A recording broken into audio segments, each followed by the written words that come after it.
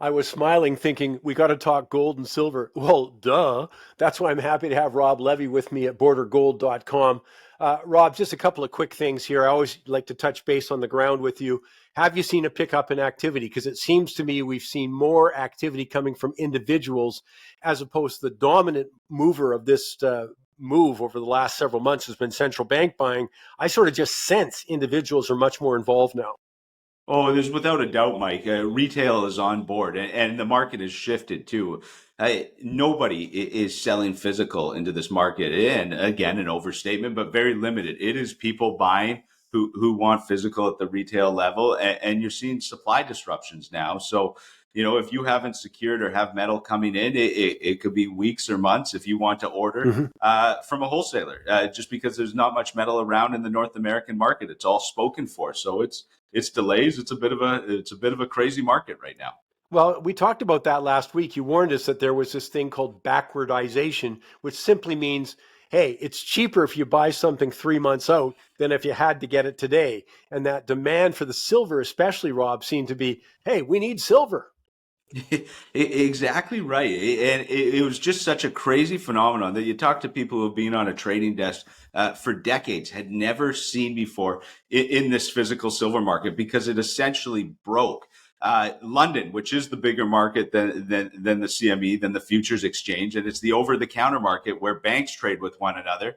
There was no silver there, so banks effectively couldn't trade. So people Mm-hmm. were saying the market was broken, and wholesale desks that might deal with some of the biggest banks in the world weren't offering a price to buy or sell silver. That's how extreme it got in this scenario. And when they talk about not having physical silver in London, it means it can't be traded, and it just had repercussions and ripples all the way through the market. Financing rates went through the roof, as high as 200%. It's since calmed now because of reports of metal moving back to London, but it was just something everyone's left scratching their head, almost asking, how is this even possible?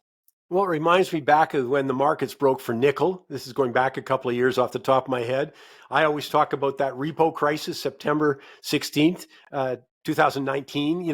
But my point only being is the markets were broken. They didn't work at that point, and that's clearly what's happened with silver. Exactly. And it was absolutely wild. So you think of refiners in this space that borrow metal, and the fact that if they have to borrow metal to produce, say, like a coin or a bar, and their overnight lease rates are skyrocketing because they're variable, it just says, Mm-hmm. okay, this isn't a business model that's viable anymore. I don't Yeah. know that I'm going to produce in this environment and continue to run my operations. And that's some of the reports that have come out from this: mints potentially shutting down or disrupting production. And it doesn't even have to send rates that much higher for their business models to be challenged. So let alone when they go to triple digits, it's that much worse. But we've seen it in the platinum market. Not many players are producing platinum anymore, including the U.S. Mint and the Canadian Mint, because of the lease rates and the issues in those markets. And it's beginning to have ripples into and challenge the outlook for the silver market as well. Well, it gives us stuff to talk about. No, seriously, Rob, let me ask you about running your business at Border Gold. You do all the metals. People Mhm. come in, they'll buy and sell with you.